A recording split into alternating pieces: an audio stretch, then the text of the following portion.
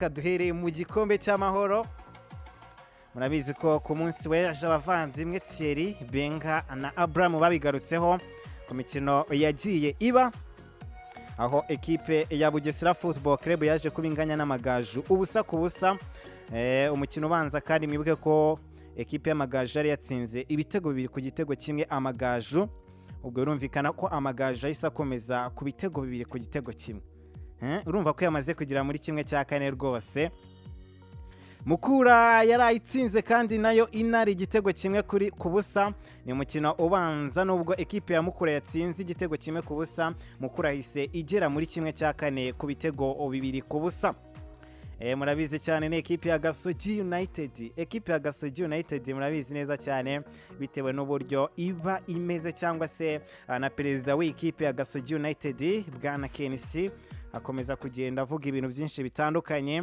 avuga ngo ekipe ya Gasogi uko byagenda kose ntabwo twe dushobora gutakaza urumva rero igihe ekipe ya Gasogi no yamaze kuba igera muri kimwe cya kane aho yamaze kuba isezerera ekipe ya Muhanga ubwo ngubwo byabaye ibitego bitatu ku gitego kimwe ubwo Gasogi igeze muri kimwe cya kane ku bitego bitatu ku gitego kimwe cya Muhanga byose hamwe urumva ko Gasogi ibintu bimeze neza cyane iyi Gasogi yamaze kubikomeza rwose umukino uriwe mu kanya wa ekipe ya AP Football Club na Musanze ekipe iribuze gutsinda turaza kubigarukaho ariko ekipe iri buze kuba itsinda hagati ya AP Football Club na ekipe ya Musanze izahura na Gasogi United urumva ko ibintu bizaba bimeze neza cyane Rayon Sport kandi yarayitsinze ekipe ya Rutsiro ibitego bibiri ku busa ni ibitego bya Fitina Omboranga na Aziz Basane ba Rayon Sport bagize gutya bayibwira bati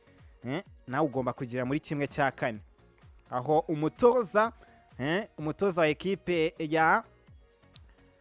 yatsinzwe ubwo ni Rutsiro yaje kuba agira amagambo menshi agenda atangaza avuga ngo nubwo dutsinzwe ariko twakinnye ariko njyewe ndabona ekipe ya AP Football Club na Rayon Sport zishobora kuzisanga arizo ziri ku mukino wa nyuma w'igikombe cy'amahoro reka tubanze twumve umutoza wa ekipe ya Rutsiro Football Club amagambo yaje kuba atangaza rwose bamwita Agatera Musa banze wumva amagambo yagiye atangaza turaza kuba tugaruka nyuma yo kumva ayo magambo tugira nayo tubabwira tunagaruka kuyo muhire Kevin nawe yaje kuba atangaza bino bimeze neza cyane yego ntabwo yakunze navuga ko ça fait partie ya football urategura n'undi agategura asi urusha undi akamutsinda navuga ko baturushije ko badutsinze muri make niko navuga mwari mwashyizemo imbaraga zo gukomeza ko aya makipe ari gihe abantu bavuga bati bagiye gusohoka barabyihorera bakomeza barwane na shampiyona ufite derby ya Etincelle twagiye tubona n'impinduka bamwe mu bakinnyi basanzwe babanzamo batari muri 11 oya twe twabiteguye turabitegura nk'uko dusanzwe dutegura match zindi zose ntabwo navuga ko twe twabivuyemo oya ntabambeshe twari twiteguye ko tugomba kuza tugakina tugatsinda ariko ntabwo byakunze kuvuga ko impinduka zabaye nta nizabaye dufite imvune Yves Habimana niwe muhataka wenda dufite tugenderaho ararwaye yaravunitse match y'amagaju twakinye muri weekend niyo mpamvu atakinye ariko kubw'impinduka nta kindi cyabaye nuko yagize imvune niyo mpamvu atakinye wanyuze mu makipe menshi watoje national wowe uvuyemo ariko se abasigaye bakomeje n'induha amahirwe yo kwegukana iki gikombe cy'amahoro ntabwo navuga ko hari ufitemo amahirwe ko football byose biba bishoboka cyane ko iyi shampiyona yacu igiye kureba uno munsi umuntu aratsinda ejo agatsindwa gusa urabona ko ekipe ya Rayon Sport igerageza kuba consistent ni byiza komerezaho kuko urabona ko bafite gahunda c'est bon ufite amahirwe avuga ko ahanini ugiye kureba uzasanga ko AP na Rayon Sport zigomba gukina finale tubyanga bikunze kuko ni ekipe zize gaciro k'igikombe ni ekipe zimenyereye ibikombe niyo mpamvu giye ku bwanjye mbona ko bashobora gukina bashobora kuzahura finale niyo ekipe ebyiri amahirwe sinzi yariyo ariko muri izo ebyiri nizo ushobora guha amahirwe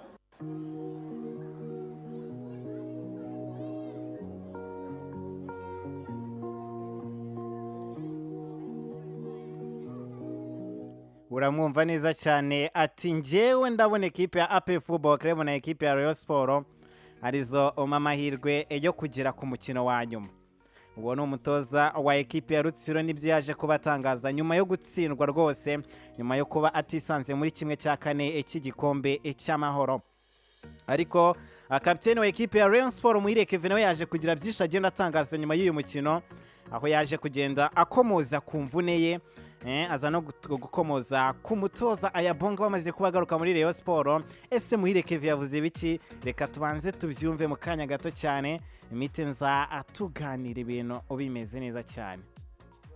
Nagize imvune kuri match ya Kiyovu, so umunsi nabambye ko ngomba gukina, aho sinari tayari ko mfite imvune, ariko ya ije muzamenye ko bihagaze. Ni ukuvuga ngo ntabwo twakonfirma cyangwa se okay we confirma nka kapiteni wa Rayon Sport. Oya sindamenye ndazabimenyesha byo kwa muganga. Abafana ba Rayon Sport bazakubona kuri match y'amagaju. Simbyizeye neza ubona kwijana. Twabonye na mutahiza manyu faringanye nawe byagenze gutse kuri iyo kese, araryama asoga mu kibuga. Nawe cyaba ari cyose cy'umunaniro cyangwa ni imvune nawe yavunitse? Ibyo byose ngo nabikubwiye turamenya mu kanya bagiye guhura n'abaganga turebe dusuzume then ije tuzamenye ko bimeze. Nyuma yo gutakaza match menshi bisa nkaho mwagarutse muri course muri gutsinda match n'ubundi zikurikiranya, abafana ba Rayon Sport babize kinga kapiteni wabo batakaje match zingahe? Nagari kuzitakaza kuzitsindwa kunganya nyinshi ya ubu ngubu bisa nka muri course muri gutsinda match no kuri match nkuko byari bimeze muri fazare. Abafana ba Rayon Sport niki wabizeza cyane ku manota atatari gatanya na APLS? Turabara match kuri match, nako tureba ibya APR cyangwa rero wese tureba match zacu, so ukomeza gutsinda ukomeza kugira icyizere cyo gutwara igikombe. So nawe byinshi navuga gusa ukomeza supportinga tube hafi natwe tuzakoresha byinshi kugira ngo tumiswe intsinzi. So cyane iyo bari bahari ni imbaraga kuri twebwe no kuri equipe muri rusange, so kuba baza bagadusupportinga natwe turabiza kuzavuza kuba ibyishimo ko babyifuza kandi gatagetse n'igikombe. Komanteri gato kuri Ayabonga, abareba baravuga ko noneho mutari kuroha no mutoza mwiza fitness mwiza kandi bagatanga umusaruro mwiza. So cyane ko tugihuye turi focus bize ko tuzabona intsinzi, so iyo tugomba gusura bikosora muri iki cyumweru na Messi Guiden tukajyaho kandi tukabona intsinzi. So ijyanye ko baza gashikira equipe yabo kandi bize ko bazabona ibyishimo ko bishaka. Abaganga bagutangarije iki?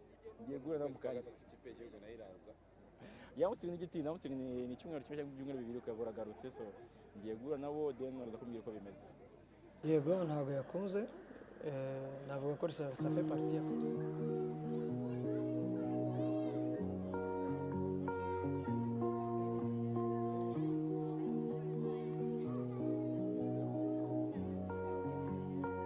Muramwumva cyane ni kapiteni wa ekipe ya Rayon Sport bamwita Muri Kevin.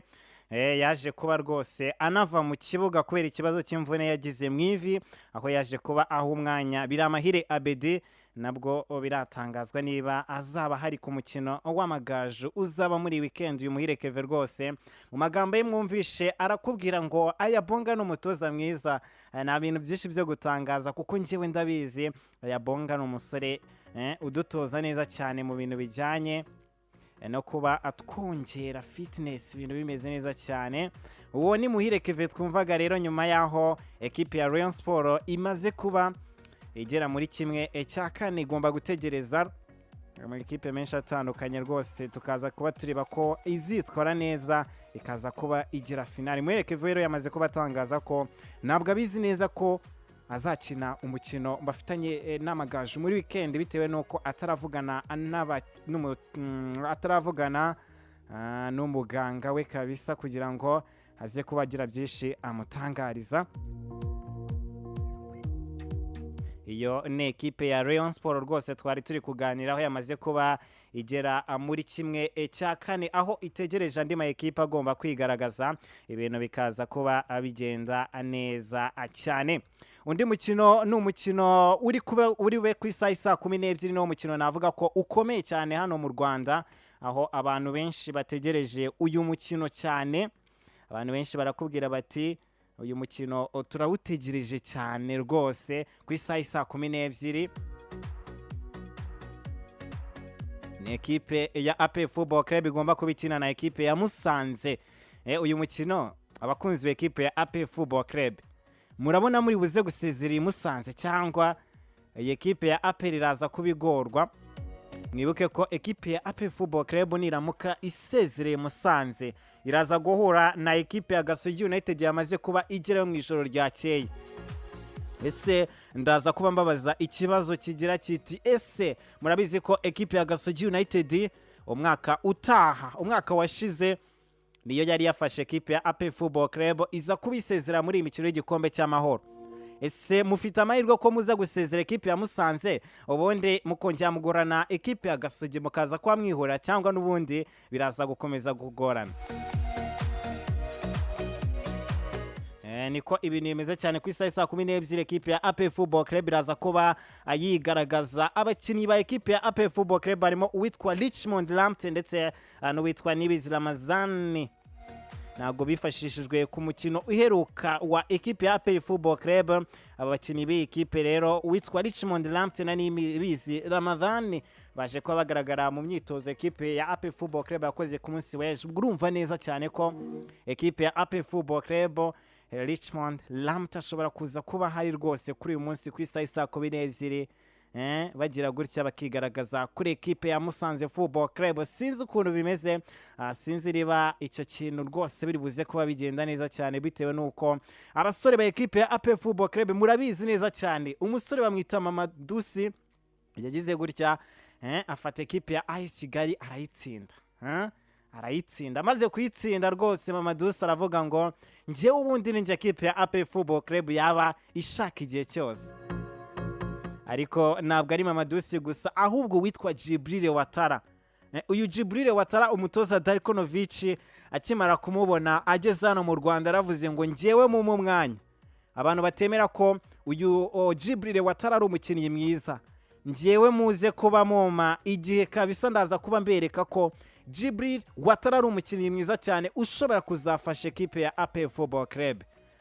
Ati Jibril Watara ni umukinnyi mwiza ushobora kuzafasha ekipe ya AP Football Club uko byagenda kose kandi ibintu bizagenda abigenda neza cyane. Uyu Jibril Watara kandi akimara gutsinda igitego ekipe yaje kuba atangaza ibintu byinshi bitandukanye.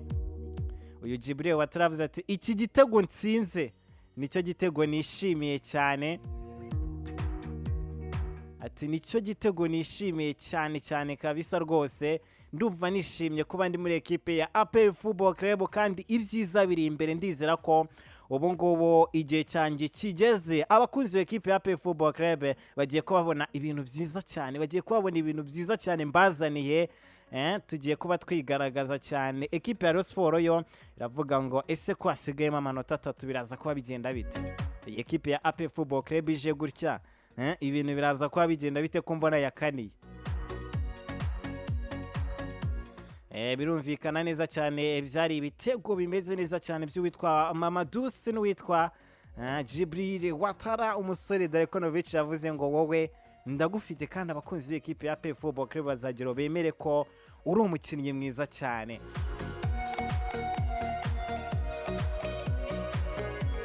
Aho ni muri ekipe ya AP Football Club igiye kuba ikina mu kanya gato cyane na ekipe ya Musanze Football Club. Kandi ku munsi w'ejo muri imikino y'igikombe cy'amahoro ekipe ya Gorilla izaba icakirana na ekipe ya City Boys. Umukino ubanza aya ma ekipe yombi yari yanganyije igitego kimwe kuri kimwe. Ubwo ne ekipe ya Gorilla yari yanganyije na City Boy igitego kimwe kuri kimwe. Ubwo urumva ko ari umukino uzaba ku munsi w'ejo kuwa kare.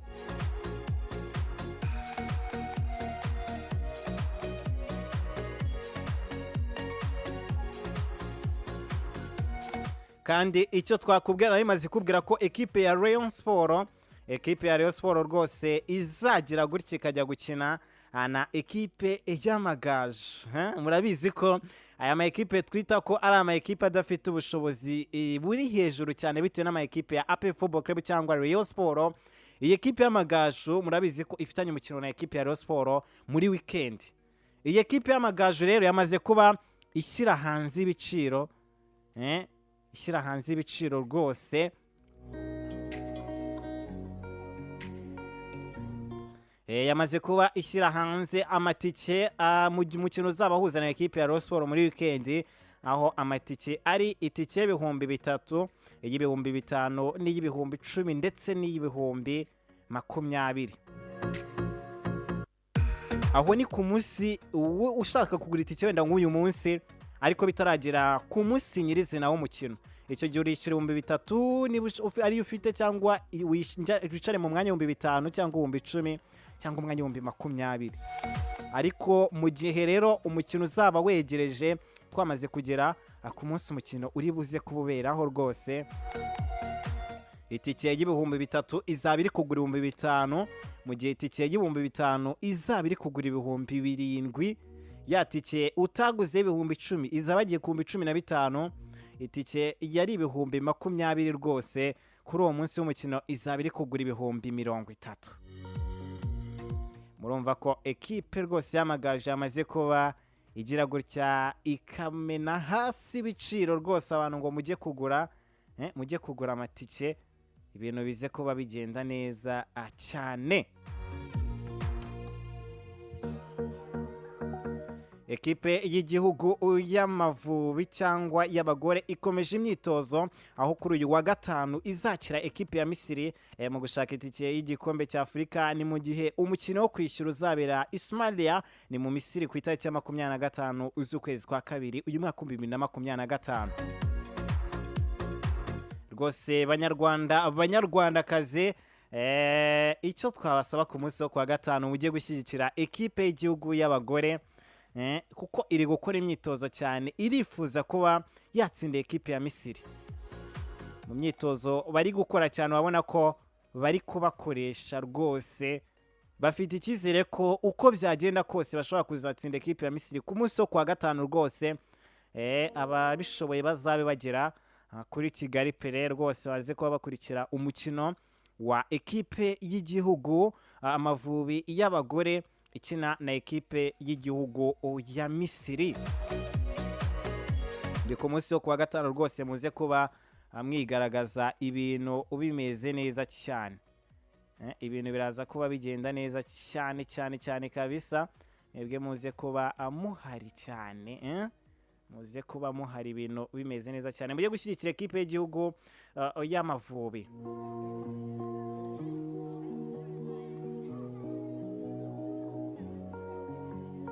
Icyo nababwira kandi harabura iminsi 4 gusa, ushobora kwibaza ngo iyo minsi nibura gusa no kugira habiki. Iyo minsi 4 ibura gusa no kugira ngo twinjire mu irushanwa rya Tour du Rwanda. Ni irushanwa rigomba gutangira ku itariki ya 23 Gashyantare kugeza ku ya 2 Werurwe, aho u Rwanda rumaze kwegukana umwanya wa 2 muri Tour du Rwanda inshuro 4 gusa. Abanyarwanda gutwara irushanwa biracyari ikibazo kubera kuzamurirwa ubushobozi mu irushanwa ry'umwaka. Amakipe 4 niyo azahagararira uru Rwanda rwose, amakipe 4 niyo agomba guhagararira u Rwanda mu mikino ya Tour du Rwanda. Mikino ya Tour du Rwanda rwose ibintu biraza kuba bimeze neza cyane, harabura iminsi 4 gusa, kugira ngo mubanze mwumve uburyohe bw'igare. Igare noneho ribanze ryigaragaze, murebe uburyo ibintu bimeze cyane kabisa, muzaza kuba mubyumva neza. Igare ryageze hano mu Rwanda iminsi 4 gusa yonyine ibura kugira ngo tube dusatira kuba twinjira muri Tour du Rwanda, ako bivugwa ko rwose ari irushanwa rizaba rimeze neza cyane. Abanyarwanda mwese mwitegure kuri tariki 23 manze murebe igare, murebe abasore banyu rwose uburyo bagiye kuba bahagararira igihugu cy'u Rwanda muri Tour du Rwanda. Niko ibintu bimeze cyane, iyo ngiyo yari Tour du Rwanda, aho igomba kuba ikomeza kuri tariki 24. Harabona iminsi 4 gusa kugira ngo twongere tubone uburyohe bw'igare, ibintu bimeze neza cyane. Ubwo ngubwo birumvikana cyane, tuvuye aho ngaho mu mikino y'igare cyangwa Tour du Rwanda tureta tunyarukira mu mikino ya UEFA Champions League. Murabizi neza cyane uburyo iyi mikino ya UEFA Champions League biba byitwaye, ibintu biba bimeze neza cyane. Mu ijoro ryakeye amakipe yaje kuba rwose yigaragaza, ibyo byose ndaje kuba mbibabwira, ariko